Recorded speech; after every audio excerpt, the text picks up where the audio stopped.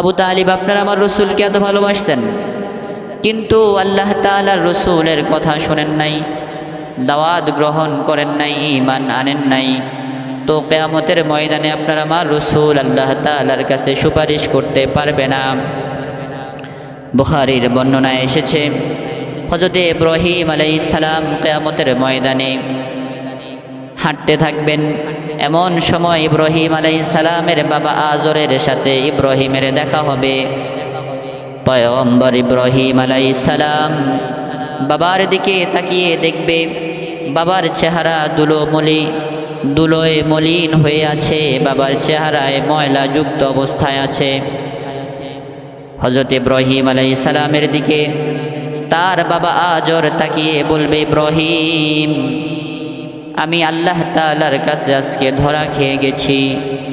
দুনিয়ার জীবনে আমাকে ঈমানের দাওয়াত দিয়েছো, আমি তোমার ঈমানের দাওয়াত কবুল করি নাই। আজকে আমি তোমার কাছে ওয়াদা করতেছি, তুমি আজকে আমাকে যতগুলো কথা বলবা, দিক নির্দেশনা দিবা, সবগুলো কথাকে আমি মেনে নিব। হযরত ইব্রাহিম আলাইহিস সালাম বাবার দিকে তাকিয়ে মনে ব্যথা পেলেন, বাবার দিকে তাকিয়ে মনে কষ্ট পেলেন। আল্লাহ তাআলাকে ডাক দিয়ে বলে, আল্লাহ, আপনি তো বলেছেন কিয়ামতের ময়দানে আপনি আমাকে লজ্জিত করবেন না, কিয়ামতের ময়দানে আপনি আমাকে লজ্জিত করবেন না, আপনি বলেছেন। আয় আল্লাহ, আমি ইব্রাহিমের আব্বা যদি আজকে কিয়ামতের ময়দানে আপনার আযাব থেকে নাজাত না পায়, এর থেকে লজ্জাজনক বিষয় আমার আর কি হতে পারে। আল্লাহ তাআলা হযরত ইব্রাহিম আলাইহিস সালামকে বলে, ইব্রাহিম, ইন্নী হাররামতুল জান্নাতা আলাল কাফিরিন, আমি আল্লাহ সমস্ত কাফেরদের উপর আমার জান্নাতকে হারাম করে দিয়েছি। আমি আল্লাহ সমস্ত কাফেরদের উপরে আমার জান্নাতকে হারাম করে দিয়েছি। তোমার বাবা দুনিয়ার জীবনে ঈমান আনে নাই, কাফের অবস্থায় ইন্তেকাল করেছে। তো আজকে আমি আল্লাহ তাআলার কাছে নাজাত পাওয়ার কোনো রাস্তা নাই। আল্লাহ তাআলা হযরত ইব্রাহিম আলাইহিস সালামকে, ইব্রাহিম আলাইহিস সালামের বাবার ইব্রাহিম আলাইহিস সালামকে আল্লাহ তাআলা বলে, ইব্রাহিম, আপনি আপনার পায়ের দিকে একটু তাকিয়ে দেখেন। ইব্রাহিম আলাইহিস সালাম নিজের পায়ের দিকে তাকাবে, তাকানোর পরে হযরত ইব্রাহিম দেখবে ওনার পায়ের নিচে রক্ত মাংস মাখা একটা জানোয়ার পড়ে আছে। যেই জায়গায় বাবা দাঁড়ানো ছিল ওই জায়গায় রক্ত মাংস মাখা একটা জানোয়ার পায়ের নিচে পড়ে আছে। তো আল্লাহ তাআলা ফেরেশতাদেরকে ডাক দিয়ে বলে, এই নাফরমান জীবজন্তু হায়নাটাকে তুমি আমার জাহান্নামের মধ্যে নিক্ষেপ করো, নাউযুবিল্লাহ। হযরত ইব্রাহিম আলাইহিস সালামকে আল্লাহ তাআলা বুঝায়, পয়গম্বর ইব্রাহিম, দুনিয়ার জীবনে যারা ঈমান আনবে না, এরা আমি আল্লাহ তাআলার কাছে জীবজন্তু চতুষ্পদ হিংস্র জানোয়ার এদের চাইতেও নিকৃষ্ট। যাদের কাছে ঈমান নাই, তো আল্লাহ তাআলার কাছে কোনো দাম নাই। যাদের কাছে ঈমান নাই, আল্লাহ তাআলার কাছে এদের কোনো মূল্য নাই। আল্লাহ তাআলার কাছে জীবজন্তুর চাইতেও ঈমান। আপনাদের সামনে আমি সূরাতুল আসর তেলাওয়াত করেছি, যা কোরআনে কারীমের অত্যন্ত ছোট একটি সূরা। এই সূরার ব্যাপারে ইমাম শাফিঈ রহমতুল্লাহি আলাইহি বলেন যে আল্লাহ তাআলা যদি পুরো কোরআনের মধ্যে শুধুমাত্র সূরা আসরটাকেই দিতেন, আর এই সূরা আসর যদি বান্দারা অনুধাবন করতে পারত, বুঝতে পারত, তো কিয়ামতের ময়দানে সে জাহান্নাম থেকে বেঁচে আল্লাহর জান্নাতে যাওয়ার জন্য সূরাতুল আসরটাই যথেষ্ট হয়ে যেত। সুবহানাল্লাহ। তাহলে আল্লাহ তাআলা বিশাল এক সমুদ্রকে ছোট্ট একটি গ্লাস, ছোট্ট একটি পাত্রের মধ্যে আল্লাহ তাআলা ঢুকিয়ে দিয়েছেন। তাহলে এত গুরুত্বপূর্ণ একটি সূরা, এই সূরার মধ্যে আল্লাহ তাআলা কয়েক প্রকারের মানুষদেরকে আল্লাহ তাআলা মুক্তিপ্রাপ্ত বলেছেন, এবং অধিকাংশ মানুষ যারা আছে তাদেরকে আল্লাহ তাআলা ক্ষতিগ্রস্ত বলেছেন। আল্লাহ তাআলা বলেন, ওয়াল আসর, আমি আল্লাহ সময়ের শপথ করে বলছি, যুগের শপথ করে বলছি, বান্দার হায়াতের শপথ করে বলছি, ইন্নাল ইনসানা লাফি খুসর, নিশ্চয়ই সবগুলো মানুষ ক্ষতিগ্রস্তের মধ্যে আছে। আল্লাহ তাআলা কসম কেন খায়? যে মহান রব যদি কোনো কথা বলতে হয় তো আল্লাহ তাআলা কথা বলার জন্য কসম খাওয়া লাগে না। কিন্তু আল্লাহ তাআলা কোরআনের অসংখ্য জায়গার মধ্যে কখনো চন্দ্রের কসম, কখনো সূর্যের কসম, কখনো দিনের কসম, কখনো রাতের কসম, কখনো দিনের আলোর কসম, কখনো রাতের অন্ধকারের কসম, কখনো তারকারাজির কসম, কখনো জমিনের কসম, কখনো আসমানের কসম, কখনো আল্লাহ তাআলা সময়ের কসম বলেন। মহান আল্লাহ কোনো কথা বলতে গেলে আল্লাহর কসমের প্রয়োজন হয় না। কিন্তু আমি আপনি যখন কোনো কথা কাউকে বিশ্বাস করাতে যাই তখন আমাদের কসম করে বলতে হয়। আমি যদি বলি আমি অনেক দূরের রাস্তা অল্প সময়ের মধ্যে চলে গেছি, তো মানুষগুলো বিশ্বাস করতে চায় না। তো তখন সে বলে আল্লাহর কসম করে বলতেছি যে আমি এই সময়ের মধ্যে এখান থেকে ওখানে চলে গিয়েছি। তখন মানুষরা অবাক হয় যে তুমি কিভাবে গেলা, অর্থাৎ বিশ্বাস করে তার কথাটা। তো পৃথিবীর মানুষের জন্য তার যদি কোনো কথা তার বন্ধুদেরকে বিশ্বাস করাতে হয়, তার মা বাবাকে বিশ্বাস করাতে হয়, তার বন্ধু বান্ধব ছেলে মেয়েদেরকে বিশ্বাস করাতে হয়, তো সে সর্বশেষ হাতিয়ার হিসাবে সে কসমটাকে ব্যবহার করে। আর এই কসম যখন সে বলে তখন সবাই তার এই কথাটাকে বিশ্বাস করে নেয়। কিন্তু আল্লাহ তাআলা এমন এক সত্তা যিনার কোনো কথা মিথ্যা নাই, যিনার কোনো কথা মিথ্যা হওয়ার অবকাশ নাই। এই মহান রবও তার বান্দাদের বুঝের জন্য, তার বান্দাদের কল্যাণের জন্য মাঝে মাঝে কসম করেন, এই জন্য যে বান্দারা বিষয়টাকে গুরুত্ব দিবে, বান্দারা এই বিষয়টার প্রতি মনোযোগী হবে। তাহলে আল্লাহ তাআলা সময়ের কসম করে বলেন সমস্ত মানুষগুলো ক্ষতিগ্রস্তের মধ্যে আছে, সমস্ত মানুষগুলো ক্ষতিগ্রস্তের মধ্যে আছে। তবে আল্লাহ তাআলা বলে আমি আল্লাহ এই 4 কোয়ালিটির মানুষদেরকে ওই ক্ষতিগ্রস্ত থেকে আলাদা করে দিলাম। যাদের মধ্যে এই 4টা গুণ পাওয়া যাবে তো তারা ক্ষতিগ্রস্ত হবে না, তারা কিয়ামতের ময়দানে সফল হবে আমি আল্লাহর কাছে। সুবহানাল্লাহ। আল্লাহ তাআলা বলেন ইন্নাল ইনসানা লাফি খুসর, নিশ্চয়ই সমস্ত মানুষগুলো ক্ষতিগ্রস্তের মধ্যে আছে, সমস্ত মানুষগুলো ক্ষতির মধ্যে আছে। ইল্লাল্লাযীনা আমানু ওয়া আমিলুস সলিহাত, ওই মানুষ ব্যতীত যারা ঈমান এনেছে, আমলে সলেহ করেছে। আল্লাহ তাআলা বলেন সবগুলো মানুষ ক্ষতির মধ্যে আছে, কিন্তু যারা ঈমান এনেছে, আমলে সলেহ করেছে, যারা হক পথের উপর ছিল, একে অপরকে হকের দাওয়াত দেয় এবং একে অপরকে হকের উপর থাকার কারণে যে মুসিবত তাদের কাছে আসে, এই মুসিবতের উপর ধৈর্য ধারণ নিজেও করে, অপরকেও ধৈর্যের দাওয়াত দেয়, এই 4 গুণওয়ালা মানুষকে আল্লাহ তাআলা সফল বলেছেন। আল্লাহ তাআলা ক্ষতিগ্রস্তদের অন্তর্ভুক্ত না।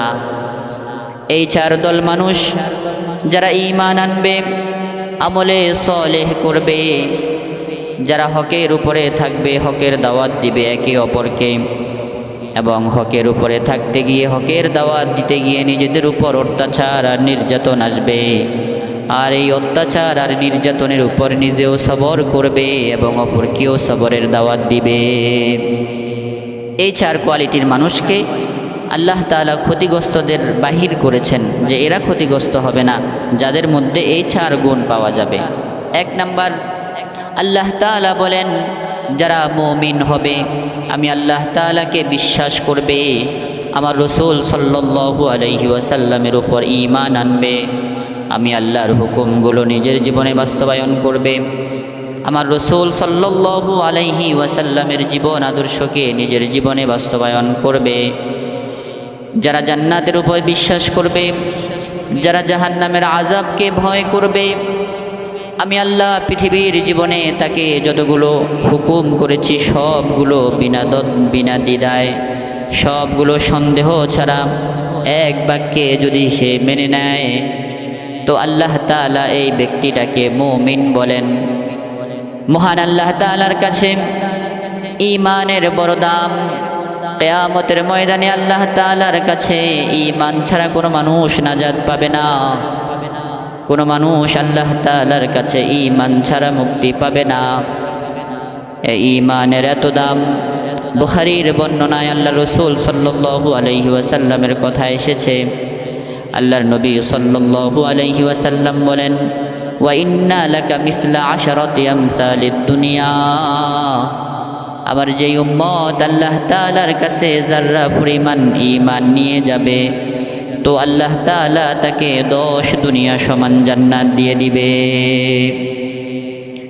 আপনার ঈমান যদি আল্লাহ তাআলার কাছে যাররা পরিমাণ হয়, তো আল্লাহ তাআলা আপনাকে 10 দুনিয়া সমান জান্নাত দিবে। এই ঈমান ছাড়া আল্লাহ তাআলার কাছে নাজাত পাওয়া যাবে না। আপনি যদি একটা 1 লিখেন আর পরে যতগুলো শূন্য আপনি বসান, প্রত্যেকটা শূন্যের দাম বেড়ে যায়। আর আপনি যদি 1 না দিয়ে অনেকগুলো শূন্য দিতে থাকেন, তখন এই সংখ্যার কোনো দাম থাকে না। ঈমান হলো তেমন, একজন মানুষ ঈমান এনেছে, আল্লাহ তাআলাকে বিশ্বাস করেছে, রসুলকে বিশ্বাস করেছে, তো এখন যদি সে নেক আমল করে, তার মর্যাদা আল্লাহ তাআলার কাছে বাড়তে থাকে। আর যদি কেউ মুমিন না, ঈমান আনে নাই, অনেক ভালো কাজ করে, নেক আমল করে, তো আল্লাহ তাআলার কাছে তার এই নেক আমল গ্রহণযোগ্য হয় না। এজন্য আল্লাহ তাআলার কাছে প্রথম শর্ত হলো, নাজাত পাওয়ার জন্য আপনাকে মুমিন হতে হবে, আপনাকে ঈমান আনতে হবে। আপনি যদি মুমিন না হন, আল্লাহ তাআলার উপর যদি আপনার বিশ্বাস স্থাপন না হয়, কিয়ামতের ময়দানে আপনি আল্লাহ তাআলার কাছে নাজাত পাবেন না। শুধু আপনি নয়, ঈমান না থাকার কারণে নবীর চাচা আবু তালেবকে আল্লাহ তাআলা কিয়ামতের ময়দানে মাফ করবেন না। হযরতে নূহ আলাইহিস সালামের সন্তানকে আল্লাহ তাআলা মাফ করে দিবেন না। হযরত ইব্রাহিম আলাইহিস সালামের বাবাকে আল্লাহ তাআলা মাফ করবে না। হযরতে লূত আলাইহিস সালামের স্ত্রীকে আল্লাহ তাআলা মাফ করবে না। নবীর স্ত্রী হওয়ার কারণেও আল্লাহ তাআলার কাছে নাজাত পাওয়া যাবে না। ইব্রাহিম আলাইহিস সালামের বাবা আজর, ইব্রাহিমের বাবা হওয়ার কারণে আল্লাহ তাআলার কাছে নাজাত পাওয়া যাবে না। আবু তালেব আমার আপনার রসুলকে এত ভালোবাসছেন, লম্বা সময় ধরে আবু তালেব আমার আপনার রসুলকে এত ভালোবেসেছেন। মক্কার কাফের আর মুশরিকরা আবু তালেবের জীবন থাকা অবস্থায় মুহাম্মাদুর রাসূলুল্লাহ সাল্লাল্লাহু আলাইহি ওয়াসাল্লামের গায়ে আছর দিবে তো দূরের কথা, কোনো কাফের আর মুশরিক আমার রসুলের দিকে তাকানোরও সাহস করতো না। আবু তালিব আপনারা আমার রসুলকে এত ভালোবাসছেন, কিন্তু আল্লাহ তাআলার রসুলের কথা শোনেন নাই, দাওয়াত গ্রহণ করেন নাই, ঈমান আনেন নাই, তো কিয়ামতের ময়দানে আপনারা আমার রসুল আল্লাহ তাআলার কাছে সুপারিশ করতে পারবে না। বুখারীর বর্ণনায় এসেছে, হযরত ইব্রাহিম আলাইহিস সালাম কিয়ামতের ময়দানে হাঁটতে থাকবেন। এমন সময় ইব্রাহিম আলাইহিস সালামের বাবা আজরের সাথে ইব্রাহিমের দেখা হবে। পয়গম্বর ইব্রাহিম আলাইহিস সালাম বাবার দিকে তাকিয়ে দেখবে, বাবার চেহারা ধুলোয় মলিন হয়ে আছে, বাবার চেহারায় ময়লা যুক্ত অবস্থায় আছে। হযরত ইব্রাহিম আলাইহিস সালামের দিকে তার বাবা আজর তাকিয়ে বলবে, ইব্রাহিম, আমি আল্লাহ তাআলার কাছে আজকে ধরা খেয়ে গেছি। দুনিয়ার জীবনে আমাকে ঈমানের দাওয়াত দিয়েছ, আমি তোমার ঈমানের দাওয়াত কবুল করি নাই। আজকে আমি তোমার কাছে ওয়াদা করতেছি, তুমি আজকে আমাকে যতগুলো কথা বলবা, দিক নির্দেশনা দিবা, সবগুলো কথাকে আমি মেনে নিব। হযরত ইব্রাহিম আলাইহিস সালাম বাবার দিকে তাকিয়ে মনে ব্যথা পেলেন, বাবার দিকে তাকিয়ে মনে কষ্ট পেলেন। আল্লাহ তাআলাকে ডাক দিয়ে বলে, আল্লাহ, আপনি তো বলেছেন কিয়ামতের ময়দানে আপনি আমাকে লজ্জিত করবেন না, কিয়ামতের ময়দানে আপনি আমাকে লজ্জিত করবেন না, আপনি বলেছেন। আয় আল্লাহ, আমি ইব্রাহিমের আব্বা যদি আজকে কিয়ামতের ময়দানে আপনার আযাব থেকে নাজাত না পায়, এর থেকে লজ্জাজনক বিষয় আমার আর কি হতে পারে। আল্লাহ তাআলা হযরত ইব্রাহিম আলাইহিস সালামকে বলে, ইব্রাহিম, ইন্নী হাররামতুল জান্নাতা আলাল কাফিরিন, আমি আল্লাহ সমস্ত কাফেরদের উপর আমার জান্নাতকে হারাম করে দিয়েছি। আমি আল্লাহ সমস্ত কাফেরদের উপরে আমার জান্নাতকে হারাম করে দিয়েছি। তোমার বাবা দুনিয়ার জীবনে ঈমান আনে নাই, কাফের অবস্থায় ইন্তেকাল করেছে। তো আজকে আমি আল্লাহ তাআলার কাছে নাজাত পাওয়ার কোনো রাস্তা নাই। আল্লাহ তাআলা হযরত ইব্রাহিম আলাইহিস সালামকে, ইব্রাহিম আলাইহিস সালামের বাবার ইব্রাহিম আলাইহিস সালামকে আল্লাহ তাআলা বলে, ইব্রাহিম আপনি আপনার পায়ের দিকে একটু তাকিয়ে দেখেন। ইব্রাহিম আলাইহিস সালাম নিজের পায়ের দিকে তাকাবে, তাকানোর পরে হযরত ইব্রাহিম দেখবে ওনার পায়ের নিচে রক্ত মাংস মাখা একটা জানোয়ার পড়ে আছে। যেই জায়গায় বাবা দাঁড়ানো ছিল ওই জায়গায় রক্ত মাংস মাখা একটা জানোয়ার পায়ের নিচে পড়ে আছে।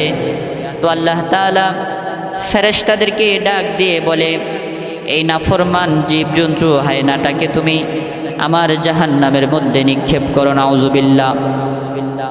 হযরত ইব্রাহিম আলাইহিস সালামকে আল্লাহ তাআলা বুঝায়, পয়গম্বর ইব্রাহিম, দুনিয়ার জীবনে যারা ঈমান আনবে না এরা আমি আল্লাহ তাআলার কাছে জীবজন্তু চতুষ্পদ হিংস্র জানোয়ার এদের চাইতেও নিকৃষ্ট।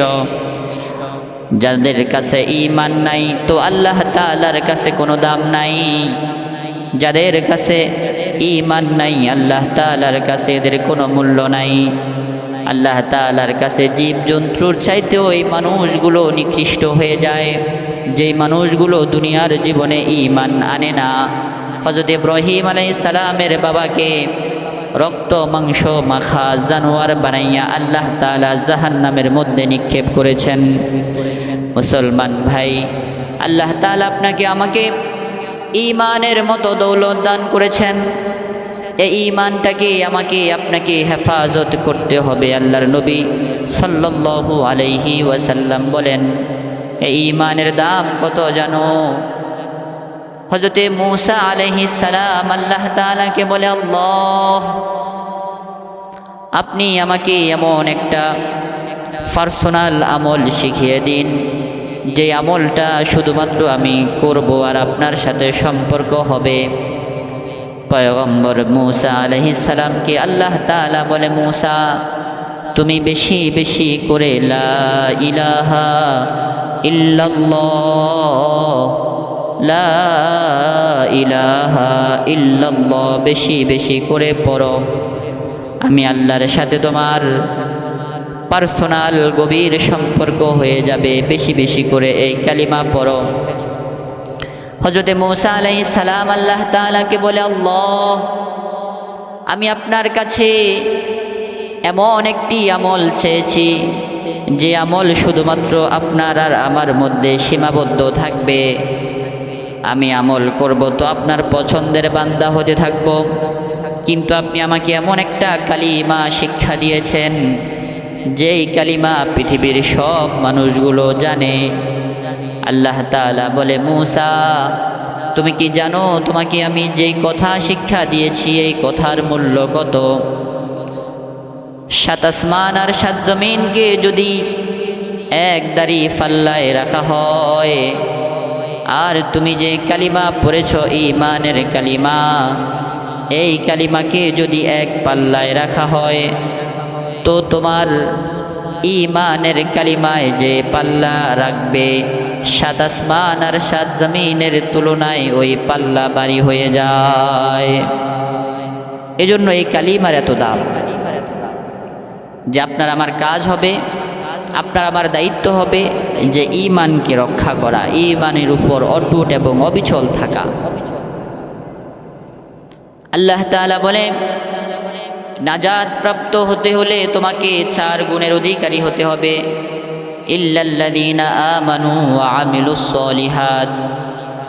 1 নাম্বার হলো তুমি ঈমান আনবা, আমি আল্লাহর উপর বিশ্বাস করবা, যতগুলো হুকুম করেছি আদেশ করেছি সবগুলোকে তোমার জীবনে বাস্তবায়ন করবা, আমার রাসূলের আদর্শকে নিজের জীবনে বাস্তবায়ন করবা। ওয়া আমিলুস সলিহাত, নেক আমল করতে থাকবা, আমলে সলেহ করতে থাকবা। আল্লাহ তাআলা বলেন, আল্লাযী খালাকাল মাউতা ওয়াল হায়াতা লিয়াবলুয়াকুম আইয়ুকুম আহসানু আমালা ওয়া হুয়াল আজিজুল গফুর। আমি আল্লাহ তোমাদেরকে হায়াত এবং মৌতের জীবন দান করেছি শুধুমাত্র আমি আল্লাহ পরীক্ষা করব কে কার থেকে বেশি নেক আমল করতে পারো। আমি আল্লাহর কাছে ভালো ভালো আমলগুলো নিয়ে আসবে, ইখলাসওয়ালা আমল নিয়ে আমি আল্লাহর কাছে হাজির হবে। আমি আল্লাহ এটার পরীক্ষা করব তোমাদের কাছ থেকে। মুসলমান ভাই আমার, যতগুলো নেক আমল আমি আপনি পৃথিবীর জীবনে করি সবগুলো করতে হবে আল্লাহর জন্য, ইখলাসের সাথে আমলগুলো করতে হবে। এজন্য ঈমান আনার পরে অসংখ্য জায়গার মধ্যে আল্লাহ তাআলা বলেছেন, ইন্নাল্লাযীনা আমানু ওয়া আমিলুস সলিহাত, নিশ্চয়ই যারা মুমিন আমলে সলেহ করে। মুফাসসিরিনে কেরামগণ আমলে সলেহ এর মধ্যে, সমস্ত আমলে সলেহের মধ্যে 5 ওয়াক্ত নামাজকে প্রথমে উল্লেখ করেছেন। আমলে সলেহের মধ্যে সর্বশ্রেষ্ঠ আমলে সলেহ হবে 5 ওয়াক্ত নামাজ। নামাজকে নিজের জীবনের সাথে লাগানো। আমি আপনি মুসলমানের ঘরে জন্মগ্রহণ করলেই কিন্তু আল্লাহ তাআলার কাছে ভালো মুসলিম হতে পারবো না। আমি আপনি নিজেদেরকে ঈমানদার দাবি করলেই আল্লাহ তাআলার কাছে মুমিন বলে সাব্যস্ত হব না। মুসলমান হওয়ার জন্য কিছু গুণ আপনার থাকতে হবে। নিজেকে মুমিন দাবি করতে হলে কিছু গুণ আপনার অর্জন করতে হবে। আল্লাহ তাআলা বলেন, قد أفلح المؤمنون الذين هم في صلاتهم خاشعون, নিশ্চয় ওই সমস্ত মুমিনগুলো সফল হয়েছে। বর্তমানেও যেই মুমিনরা আছে তারাও সফল হবে, ভবিষ্যতে যেই মুমিনগুলো আসবে তারাও সফল হবে। তবে শর্ত হলো মুমিনগুলোর মধ্যে কিছু কোয়ালিফিকেশন থাকতে হবে, কিছু গুণাগুণ থাকতে হবে, তাদের মধ্যে কিছু ভালো ভালো গুণ থাকতে হবে। এই গুণগুলো উল্লেখ করতে গিয়ে আল্লাহ তাআলা বলেন, আল্লাযীনা হুম ফি সলাতিহিম খাশিউন, যারা তাদের নামাজের মধ্যে বিনয়ী হবে, এই সমস্ত মুমিনগুলো সফল হবে। কিন্তু আশ্চর্যজনক বিষয়, দুঃখজনক বিষয় হলো, আমি আপনি মুসলমান, আমরা নামাজ পড়ি না। আমার ঘরের সন্তানগুলো নামাজ পড়ে না। আমার বিবি, আমার বাচ্চা, আমার মেয়েটা নামাজি না, নামাজ পড়তে চায় না। মুসলমান ভাই আমার, নামাজ আল্লাহ তাআলার কাছে অত্যন্ত গুরুত্বপূর্ণ একটি ইবাদত। বান্দার সাথে আল্লাহ তাআলার সম্পর্ক এই নামাজের মাধ্যমে হয়। এজন্য নামাজগুলোকে সুন্দর করা। আল্লাহর নবী সাল্লাল্লাহু আলাইহি ওয়াসাল্লাম বলেন, সাহাবীরা তোমরা বলো দেখি, কোনো মানুষের ঘরের সামনে যদি 5টা নদী থাকে, 5টা পুকুর থাকে, 5টা নালা থাকে, আর প্রতিদিন যদি ওই ব্যক্তি নদীতে 5 বার গোসল করে, তার শরীরের মধ্যে কোনো ধরনের ময়লা থাকতে পারে নাকি? সবগুলো সাহাবী বলে, ইয়া রাসূলুল্লাহ, কোনো ব্যক্তি যদি প্রতিদিন 5 বার গোসল করে, তার শরীরের মধ্যে ময়লা থাকার চিন্তাও করা যায় না, ময়লা থাকার কোনো অবকাশ নাই। আল্লাহর নবী সাল্লাল্লাহু আলাইহি ওয়াসাল্লাম বলেন, আমার কোনো উম্মত যদি প্রতিদিন 5 ওয়াক্ত নামাজ পড়ে, আল্লাহ তাআলা 5 ওয়াক্ত নামাজের বিনিময়ে তার জীবনের সবগুলো গুনাহকে মাফ করে দেয়। এজন্য এই নামাজ আপনার জীবনের মধ্যে বাস্তবায়ন করতে হবে। নামাজের মধ্যে আল্লাহ তাআলা আপনার জন্য শান্তি রেখে দিয়েছেন, রিজিকের ফয়সালা রেখে দিয়েছেন। এই নামাজের মধ্যে আল্লাহ তাআলা আপনার বরকত রেখে দিয়েছেন, আপনার পরিবারের শান্তি আল্লাহ তাআলা নামাজের মধ্যে রেখে দিয়েছেন। আপনি নামাজি হবেন তো আল্লাহ তাআলা এই নামাজের মাধ্যমে আপনাকে আল্লাহ তাআলা ফায়দা পৌঁছাবেন। এজন্য নিজেকে নামাজি বানানো, নিজের ছেলে মেয়েগুলোকে নামাজি বানানো, নিজের বিবি বাচ্চাদেরকে নামাজি বানানো, এবং বন্ধুবান্ধব যাদের সাথে আমরা চলবো তাদেরকেও নামাজের দাওয়াত দেওয়া। এই নামাজের এত ফজিলত। আল্লাহর নবী সাল্লাল্লাহু আলাইহি ওয়াসাল্লাম বলেন, নামাজ তো পড়ে, নামাজের আগে আমার উম্মতগুলো যে ওযু করে, ওযুর জন্য তাদের চেহারা ধোয়, ওযুর জন্য তাদের হাতগুলো ধোয়, তাদের মুখটা ধোয়, কুলি করে, নাকে পানি দেয়, তো পাগুলো ধোয়, আল্লাহর নবী বলেন, আমার কোনো উম্মত যদি ওযুর জন্য হাত ধোয় তখন হাতের গুনাহগুলোকে আল্লাহ তাআলা মাফ করে দেয়। আমার কোনো উম্মত চেহারাটাকে ধুলো, নামাজ পড়বে, তো আল্লাহ তাআলা ওযুর বিনিময়ে তার চেহারার গুনাহগুলোকে মাফ করে দেয়। নাকে পানি দেয় তো নাকের গুনাহগুলোকে মাফ করে দেয়। পায়ে ধোয় তো পায়ের গুনাহগুলোকে মাফ করে দেয়। এবং রাসূল সাল্লাল্লাহু আলাইহি ওয়াসাল্লাম বলেন, নখের ভিতর থেকে, নখের নিচ থেকেও আল্লাহ তাআলা ওযুর পানির বিনিময়ে তার গুনাহগুলোকে মাফ করে দেয়। সুবহানাল্লাহ। এজন্যই নামাজ পড়া। আল্লাহ তাআলা 4 ধরনের মানুষদেরকে বলেছেন এরা ক্ষতিগ্রস্ত নয়, এরা সফল হবে। 1 নাম্বার হলো সে মুমিন হবে, দ্বিতীয়ত সে নামাজি হবে। আল্লাহ তাআলা তৃতীয় গুণ বলেন, ওয়াতাওয়াসাউ বিল হক, একে অপরকে সত্যের দাওয়াত দিবে, হক কথাগুলো অকপটে সে বলতে থাকবে, ইনসাফের পক্ষে কথা বলবে, জুলুমের বিরুদ্ধে কথা বলবে। আল্লাহ তাআলা বলেন, গোলাম আমি আল্লাহ পৃথিবীর মধ্যে তোমাদের জন্য ঈমান দান করেছি, আমি আল্লাহ পৃথিবীর মধ্যে তোমাদেরকে মুসলিম বানিয়েছি। এই হক পৃথিবীর মধ্যে ছড়িয়ে দেওয়া তোমাদের দায়িত্ব হবে। কিয়ামত পর্যন্ত আর নবী আসবে না, এই নবীর দায়িত্ব এই উম্মতদেরকে পালন করতে হবে। আপনাকে আমাকে সৎ পথে মানুষকে দাওয়াত দিতে হবে, অসৎ পথ থেকে মানুষদেরকে ফিরিয়ে আনতে হবে। এটা সমস্ত পয়গম্বররা করেছেন এটা, এবং সমস্ত রাসূল সাল্লাল্লাহু আলাইহি ওয়াসাল্লাম সহ যত আম্বিয়াদেরকে আল্লাহ তাআলা পৃথিবীর জীবনে পাঠিয়েছেন, সমস্ত আম্বিয়ারা মানুষের কাছে, মানুষের সমাজে, ঘরে ঘরে, দুয়ারে দুয়ারে গিয়ে আল্লাহ তাআলার হকের দাওয়াত দিয়েছেন। আপনাকে আমাকেও আল্লাহ তাআলা শ্রেষ্ঠ উম্মত বানিয়েছেন, এজন্য আমি আপনি হকের দাওয়াত দিব, মানুষদেরকে অসৎ কাজ থেকে ফিরিয়ে রাখব। তাহলে আমি আপনি আল্লাহ তাআলার কাছে শ্রেষ্ঠ উম্মত হতে পারব। আর যখনই আপনি হকের দাওয়াত নিয়ে মানুষের কাছে যাবেন, এই পশ্চিমা কালচার, অসভ্য জাতি, ইহুদি আর খ্রিস্টানগুলো আপনার কণ্ঠকে স্তব্ধ করে দিতে চাইবে, আপনার কণ্ঠকে রোধ করতে চাইবে। এবং তাদের সামনে আপনি যখন হকের, আল্লাহ তাআলা বলেছেন তোমরা মানুষদেরকে সত্যের দাওয়াত দিবে, মানুষদেরকে সৎ কাজের দাওয়াত দিবে, অসৎ কাজ থেকে ফিরিয়ে রাখবে। আর আল্লাহ তাআলা এই জন্যই আপনাকে আমাকে শ্রেষ্ঠ উম্মত বানিয়েছেন। আর এই কথাগুলো যখন আমার দেশের যুব সমাজ বলতে যায়, আমার দেশের ওসমান হাদি যখন এই কথাগুলোই বলেছে ইনসাফের পক্ষে, ওসমান হাদি সততার পক্ষে কথা বলেছে, ওসমান হাদি সার্বভৌমত্বের কথা বলেছে, ভারতীয় আগ্রাসনের বিরুদ্ধে কথা বলেছে, আর তখনই পশ্চিমার এজেন্ডারা, তখনই মুসলিম নামের মুনাফিকরা আমার ওসমান হাদির বিরুদ্ধে কথা বলা শুরু করে দিয়েছে। এবং ঢাকা শহরের মতো জনবহুল এলাকায় ওসমান হাদিকে প্রকাশ্যে গুলি করে হত্যা করে ফেলেছে। এবং এই পশ্চিমার এজেন্টরা এবং বর্তমানে গভর্নমেন্ট যারা আছে, এরা তো অপদার্থ হয়ে আছে যে এখন পর্যন্ত সিসিটিভির ফুটেজ স্পষ্ট পাওয়ার পরেও ওসমান হাদির হত্যাকারীকে এখন পর্যন্ত পাওয়া যায় নাই, এখন পর্যন্ত ধরতে পারেন এই প্রশাসন। তারা পরিপূর্ণভাবে ব্যর্থ হয়েছে এবং বারবার শুধু আমাদেরকে আশা দেয় যে আমরা অতি শীঘ্রই ওসমান হাদির হত্যাকারীদেরকে ধরব। আর কবে ধরবেন আপনারা?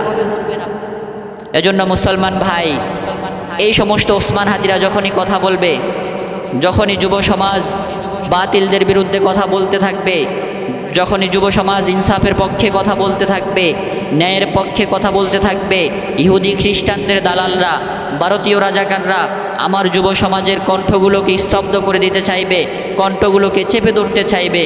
কিন্তু আল্লাহ তাআলা বলে, আমি আল্লাহর সাথে তোমরা চক্রান্ত করো, আমি আল্লাহর কাছে তোমরা ষড়যন্ত্র করো, আমি আল্লাহর সাথে তোমরা ধোঁকাবাজি করতে থাকো, কিন্তু আমি আল্লাহ তোমাদের চক্রান্তের, তোমাদের ষড়যন্ত্রের উত্তম প্রতিবাদ আমি আল্লাহ তোমাদের সাথে করব, এবং তোমাদের ষড়যন্ত্রের উত্তম মোকাবেলা আমি আল্লাহ তোমাদের সাথে করব। এজন্য তোমরা যদি এক ওসমান হাদিকে ধ্বংস করে দিতে চাও, ওসমান হাদিকে আল্লাহ তাআলা পৃথিবীর ঘরে ঘরে পয়দা করে দিবেন। ওসমান হাদি পৃথিবীর ঘরে ঘরে জন্ম নিবে এবং এই ওসমান হাদিরা আল্লাহর জমিনে আল্লাহর দ্বীন কায়েমের জন্য গজওয়ায়ে হিন্দের মধ্যে লড়াই করবে এবং আল্লাহর জমিনে আল্লাহর দ্বীন প্রতিষ্ঠা করার জন্য আমার অসংখ্য যুব সমাজরা নিজেদের তাজা রক্ত দেওয়ার জন্য প্রস্তুত হয়ে গিয়েছে। এটা হলো ইমানি শক্তি। মুসলমানদের ঈমান কখনো থেমে থাকে না, মুসলমানদের ঈমান কখনো নিশ্চুপ হয়ে যায় না। এজন্য আপনাকে আমাকেও সজাগ থাকতে হবে। যখন ইহুদি খ্রিস্টানরা, পশ্চিমার এজেন্টরা, ভারতীয় রাজাকাররা আমার দেশের বিরুদ্ধে কথা বলতে চায়, আমার দেশে তাদের আগ্রাসন চালাতে চায়, আমার দেশের সার্বভৌমত্ব কেড়ে নিতে চায়, আপনাকেও ভয় না করে, আপনাকেও শহীদের তামান্না নিয়ে আপনার দেশের পক্ষে, ইসলামের পক্ষে, ন্যায়ের পক্ষে, জনগণের পক্ষে আপনাকেও উঁচু আওয়াজ দিতে হবে। আল্লাহ রসুল সাল্লাল্লাহু আলাইহি ওয়াসাল্লাম বলেন, আমানতু বিল্লাহ সুম্মা ইসতাকিম। যখন থেকে তুমি মুমিন হয়েছ তখন থেকেই তুমি ঈমানের উপর অটল থাকো, অবিচল থাকো এবং মৃত্যু পর্যন্ত তুমি হকের উপর অটুট এবং অবিচল তুমি থাকতে হবে। মুসলমান ভাই, দুনিয়ার একজন নেতা, আমাদের মরহুম প্রেসিডেন্ট জিয়াউর রহমানের ছেলে জনাব তারেক সাহেব যখন বাংলাদেশের মধ্যে আসছেন দীর্ঘ সময়ের পরে, উনি লন্ডন হিথ্রো বিমান থেকে শুরু করে, লন্ডন হিথ্রো বিমানবন্দর থেকে শুরু করে, বাংলাদেশের সিলেট বিমানবন্দর থেকে শুরু করে, ঢাকা বিমানবন্দর থেকে শুরু করে 300 ফিট ওনার অভ্যর্থনার জায়গা পর্যন্ত প্রত্যেকটা মুহূর্তে মুহূর্তে বিভিন্ন মিডিয়াগুলো কভার করেছে এবং ওনার বিমানের লোকেশনগুলো দিয়ে দিয়ে এলইডি টিভির মধ্যে দেখতেছে যে আমাদের নেতা আসতেছে, দেশের নেতা আসতেছে, জনগণ এবং মানুষের নেতা আসতেছে। অথচ আপনি যদি দুনিয়ার এমন একজন নেতার যদি এত দাম হয়, এত সম্মান যদি মানুষের কাছে হয়, আর আল্লাহর জন্য যারা জীবন দিয়েছে, আল্লাহর জন্য যারা কোরবানি করেছে, আমার ওসমান হাদিরা যারা দেশের পক্ষে কথা বলেছে, ইনসাফের পক্ষে কথা বলেছে, জুলুমের বিরুদ্ধে কথা বলেছে, এই সমস্ত শহীদগুলাকে যখন আল্লাহ তাআলা পৃথিবীর জীবন থেকে তাদের রূহটাকে নিয়ে যায়, তারা আল্লাহ তাআলার কাছে কত দামি হয়ে যায়। এবং তাদের এই রূহগুলো যখন প্রথম আসমান পর্যন্ত নিয়ে যায়, কত সম্মানের সাথে নিয়ে যায়, দ্বিতীয় আসমান পর্যন্ত নিয়ে যায়, কত সম্মানের সাথে নিয়ে যায়, তৃতীয় আসমান থেকে সপ্তম আসমান, সপ্তম আসমান থেকে যখন ইল্লিয়িনে রাখা হয়, এই সম্মানিত রূহগুলোকে আল্লাহ তাআলা কী পরিমাণ মর্যাদা দেয়। এবং এই সমস্ত শহীদদেরকে আল্লাহ তাআলা জান্নাতের মেহমান বানিয়ে দেয়, জান্নাতের উঁচু মাকাম দান করে, জান্নাতুল ফিরদাউস দান করে। আল্লাহ তাআলা কবরে রাখার সাথে সাথে বলে, ফাফরিশু মিনাল জান্নাহ ওয়ালবিসু মিনাল জান্নাহ ওয়াফতাহু লাহু বাবান ইলাল জান্নাহ। আমার এই গোলাম আমার দ্বীনের জন্য শহীদ হয়েছে, তার বিছানাটাকে জান্নাতের বিছানা বানিয়ে দাও, তার পোশাকটাকে জান্নাতের পোশাক পরিয়ে দাও, তার কবরের সাথে জান্নাতের দরজার একটা সংযোগ করে দাও। সুবহানাল্লাহ। এজন্য মুসলমান ভাই, আমাকে আপনাকে ঈমানের উপর অটুট এবং অবিচল থাকতে হবে। আল্লাহ তাআলা আমাদের ঈমানকে আমাদের আমলকে হেফাজত করার তৌফিক দান করেন।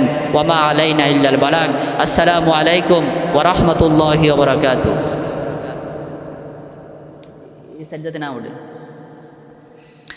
নাহমাদুহু ওয়া নুসাল্লি আলা রাসূলিহিল কারীম, আম্মা বা'দ।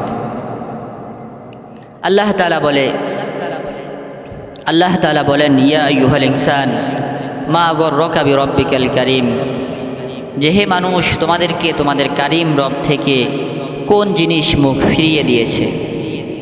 কারীম রব হলেন তিনি যিনি আপনার উপর অসংখ্য এহসান করেছেন, অসংখ্য নিয়ামত দিয়েছেন। কারীম রব হলেন তিনি যিনার দয়া ছাড়া পৃথিবীর জীবনে এক মুহূর্ত আপনি বেঁচে থাকেন না, যিনি আপনার শুরু থেকে শেষ পর্যন্ত সব কিছু আপনাকে দিয়েছেন, যিনার দয়ায় আপনি কথা বলতে পারেন, যিনার দয়া আপনি চলতে পারেন, যিনার দয়া আপনি দেখতে পারেন। মুসলমান ভাই, আল্লাহ তাআলা আপনার উপর কত এহসান করেছেন, কত দয়া করেছেন। আল্লাহ তাআলা বলেন, আল্লাযী খলাকাকা ফাসাওয়াকা ফাআদালাক। আমি আল্লাহ পৃথিবীর জীবনে তোমাকে সৃষ্টি করেছি আমার ইবাদত করার জন্য। ওয়ামা খলাকতুল জিন্না ওয়াল ইনসা ইল্লা লিয়াবুদুন। আমি জিন এবং ইনসানকে সৃষ্টি করেছি একমাত্র আমার ইবাদত করার জন্য। আল্লাযী খলাকাকা ফাসাওয়াকা ফাআদালাক। তোমাকে কোন জিনিস তোমার কারীম রব থেকে ফিরিয়ে দিয়েছে? যিনি তোমাকে সৃষ্টি করেছেন, সুবিন্যস্ত করেছেন, যিনি তোমাকে সুঠাম দেহের আকৃতি দান করেছেন। পৃথিবীর জীবনে তুমি এমন অবস্থায় ছিলে, হালাতা আলাল ইনসান হিনুম মিনাদ দাহর, লাম ইয়াকুন শাইয়্যাম মাসকুরা। তোমার জীবন থেকে এমন একটা সময় অতিবাহিত হয়েছে, তুমি এমন একটা জায়গার মধ্যে ছিলে, যে জায়গার মধ্যে তুমি এমন একটা অস্তিত্বহীন জায়গার মধ্যে ছিলে। তোমার মধ্য থেকে, তোমার জীবন থেকে এমন একটা সময় অতিবাহিত হয়েছে যে তুমি কিছুই ছিলে না। আর সেখান থেকে আল্লাহ তাআলা তোমার বাবার সিনা থেকে মায়ের রেহেমে তোমাকে পাঠিয়েছেন। মায়ের রেহেমের মধ্যে তুমি আস্তে আস্তে বড় হয়েছ, তো পৃথিবীর জীবনে আস্তে আস্তে তুমি আসতে শুরু করেছ। তো আল্লাহ তাআলা তোমাকে পৃথিবীর জীবনে আসার পরে তুমি চোখ ছিল, কিন্তু চোখে দেখার অনুভূতি তোমার ছিল না। হাত ছিল, ধরার শক্তি তোমার ছিল না। পা ছিল, চলার শক্তি তুমি পাইতা না। আকল ছিল, চিন্তা করতে পারতা না। তোমার জন্য আল্লাহ তাআলা পৃথিবীর জীবনে আসার পরেই তুমি কি খাবে, তোমার খাবার কি হবে, তোমার মা তোমাকে ভালো খাবার দিতে পারবে না, তুমি অসুস্থ হয়ে যাবে। বাবা তোমার জন্য ভালো খাবার ব্যবস্থা করতে পারবে না, তুমি অসুস্থ হয়ে যাবে। তো আল্লাহ তাআলা এই জন্য তোমার মায়ের সিনার মধ্যে দুইটা রগের মাধ্যমে আল্লাহ তাআলা তোমার জন্য উত্তম খাবারের ব্যবস্থা করে দিয়েছেন। আল্লাহ তাআলা তোমার মায়ের বুকের মধ্যে তোমার জন্য পিওর, তোমার জন্য নির্ভেজাল, তোমার জন্য ফরমালিন মুক্ত খাবারের ব্যবস্থা করে দিয়েছেন। আল্লাহ তাআলা এইভাবে তোমাকে লালন পালন করতে করতে করতে করতে পৃথিবীর সবগুলো মানুষের ভিতরে তোমার মায়া আল্লাহ তাআলা দিয়ে দিয়েছেন। বাবা তোমাকে পেয়ে খুশি হয়ে যায়, মা তোমাকে পেয়ে খুশি হয়ে যায়, তোমার ভাই বোন তোমাকে পেয়ে খুশি হয়ে যায়, তোমার বন্ধু বান্ধব তুমি আসাতে খুশি হয়ে যায়। আল্লাহ তাআলা তোমার মায়া পৃথিবীর সকলের অন্তরে ঢেলে দিয়েছে। তুমি যখন কান্না করতে, তো মা অনেক দূর থেকে চলে আসতো তোমাকে দুধ পান করানোর জন্য। তুমি যখন কান্না করতে, তো তোমার বাবা তোমাকে কোলে নিয়ে নিত, তোমার দাদা তোমাকে কোলে নিয়ে নিত, তোমার ভাই তোমাকে কোলে নিয়ে নিত। এভাবেই তো তোমাকে আমি পৃথিবীর জীবনে আদর যত্ন করে বড় করতে করতে আমি আল্লাহ তোমাকে এক সময় শক্তি দান করেছি। তুমি দেখো, যে ঘরের খাবার খেয়ে তোমার আস্তে আস্তে শক্তি হচ্ছে, দেখার শক্তি বাড়তেছে, ধরার শক্তি বাড়তেছে, আকল শক্তি বাড়তেছে, চলার শক্তি বাড়তেছে, আর ওই একই ঘরের খাবার খেয়ে তোমার দাদা দিন দিন বৃদ্ধ হইতেছে, তোমার বাবার দিন দিন বয়স বাড়তেছে, তোমার মা দিন দিন বৃদ্ধা হতেছে, তোমার ছোট বোনটা দিন দিন শক্তিশালী হতেছে। এটা হলো আমার আল্লাহর কুদরত। আল্লাহ তাআলা এভাবেই পৃথিবীর জীবনে আপনার জীবনটাকে সাজিয়েছেন। আল্লাহ তাআলা বলে, আল্লাযী খলাকাল মাউতা ওয়াল হায়াতা লিয়াবলুয়াকুম আইয়ুকুম আহসানু আমালা।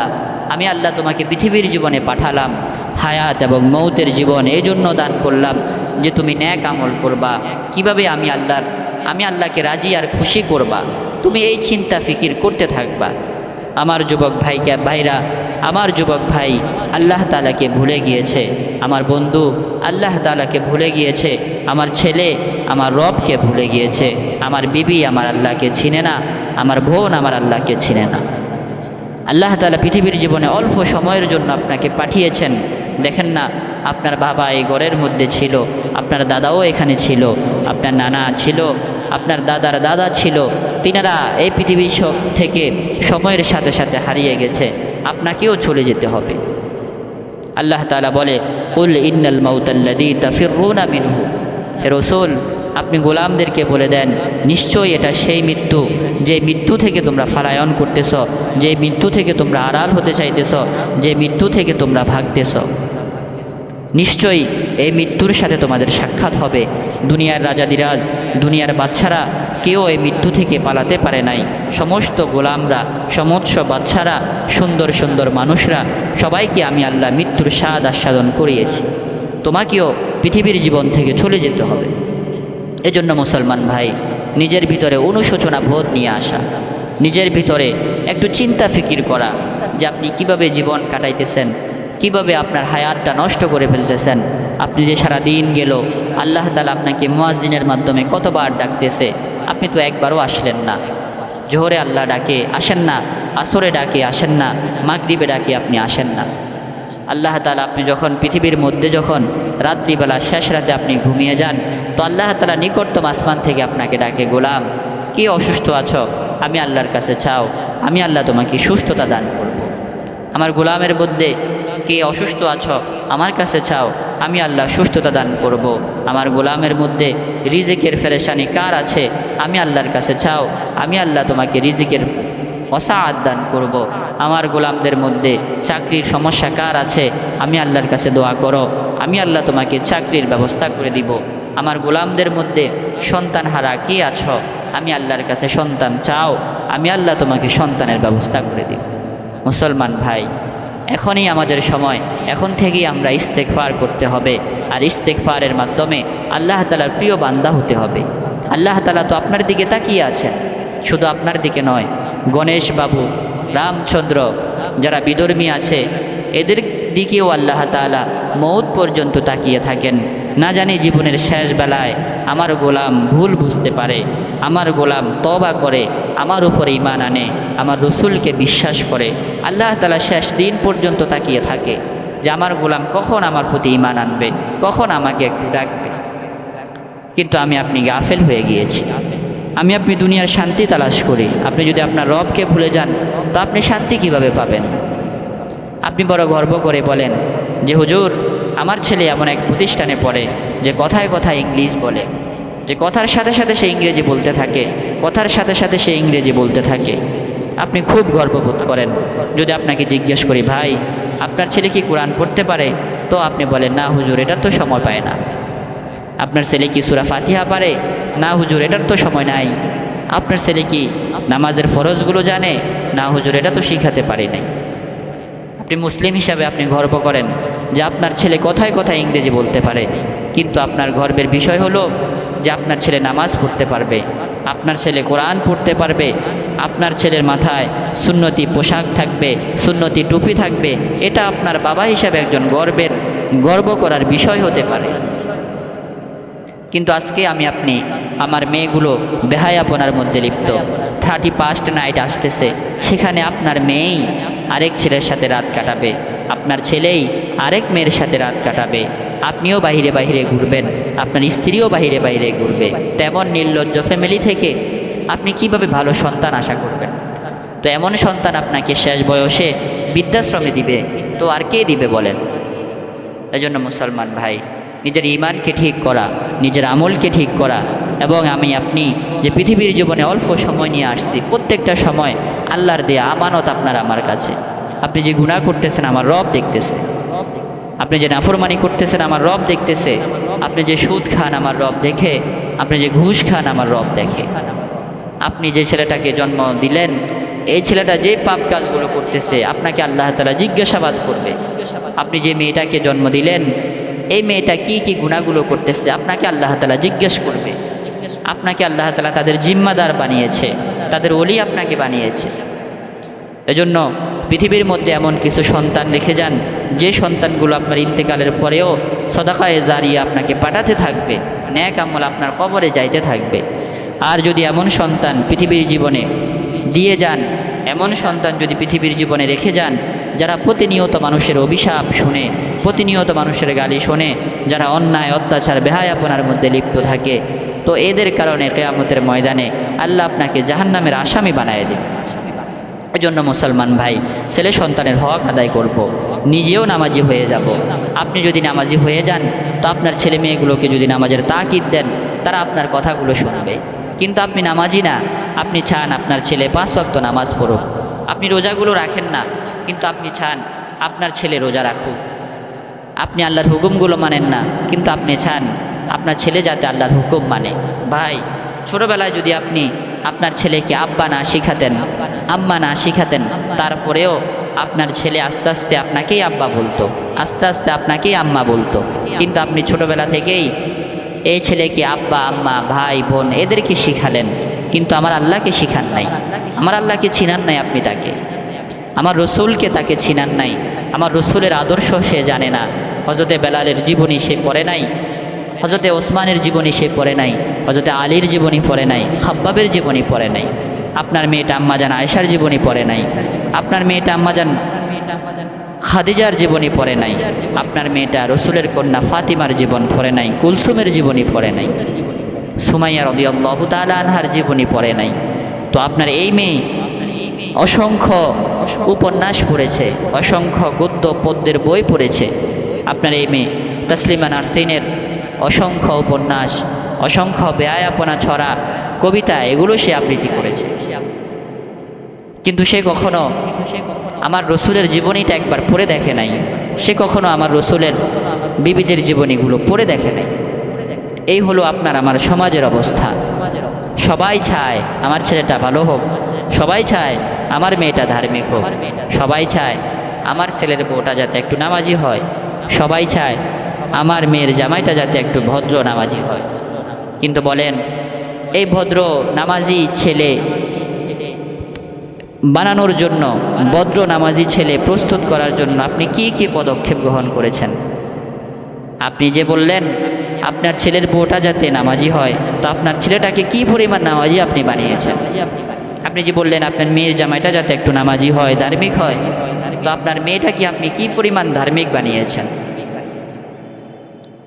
এজন্য আল্লাহ তাআলা আমাদের সবাইকে আমাদের দিলের মধ্যে অনুভব করার তৌফিক দান করেন, একটু চিন্তা করার তৌফিক দান করেন যে আপনি কি করতেছেন, কিভাবে সময়গুলো কাটাইতেছেন।